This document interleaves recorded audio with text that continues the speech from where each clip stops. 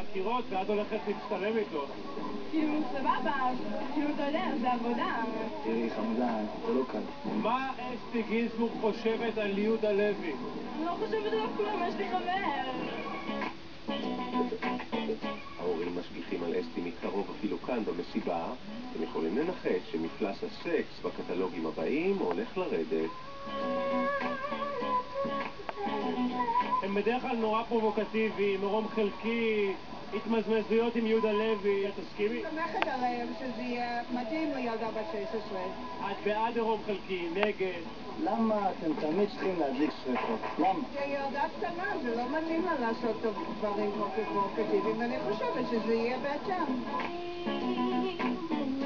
תגידי, ירצו עירום חלקי, את בעניין או שאמא לא מרשה? בלי קשר לאמא, כאילו ממש לא, אבל יהיה בסדר. אתה יהיה בסדר, זה מה שמעניין אותי. לא יהיה עירום חלקי מן הסתם, תקשיב, אני בת 16, אבל זה עדיין יצא יפה, אני בטוחה.